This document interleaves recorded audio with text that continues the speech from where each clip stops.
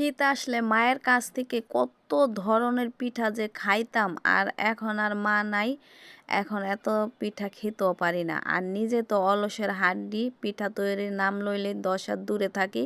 তো যাই হোক, এখন তো নিজেও মা হয়েছি, কিছু না কিছু তো বাচ্চাদের করে খাওয়াতেই হয়। শীত আসলে তো পিঠা না খেলে আবার শীতে যে আমেজ সেটা তো আর বোঝাই যায় না। তবে আজকে ছেলে মেয়েদের আবদারে একটা পিঠা বানালাম, তো ঝটপট এই পিঠাটা বানানোর চেষ্টা করলাম।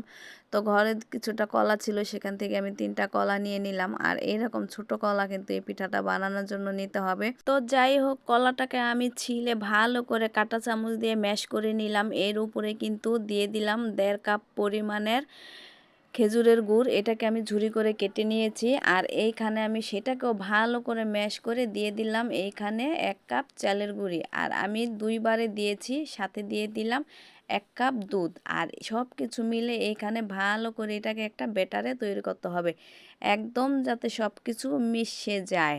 যাই হোক, এবারে দিয়ে দিলাম 1 চামচ বেকিং পাউডার। আর এখানে কিন্তু আমি 2 চামচ দিয়েছি, মানে ছোট চামচ নেওয়াতে আমি 2 চামচ দিয়েছি। আপনারা বড় চায়ের চামচ হলে 1 কাপ দিবেন।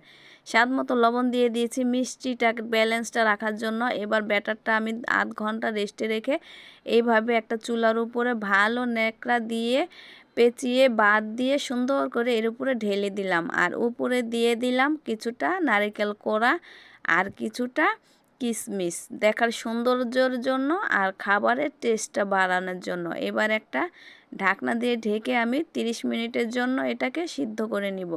সিদ্ধ কিন্তু আমার হয়ে গেছে, দেখেন কালারটা কি সুন্দর এসেছে। এবার আমি একটা টুথপিক দিয়ে এটাকে চেক করে নিলাম, খুব সুন্দরভাবে হয়ে গেছে।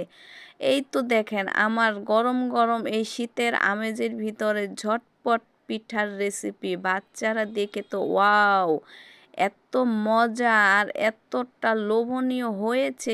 তো যাই হোক, পিঠাটা কিন্তু খেতে ভীষণ ভীষণ টেস্ট হয়েছিল, আর নরম তুলতুলে হয়েছিল, দেখতেও লোভনীয় হয়েছিল।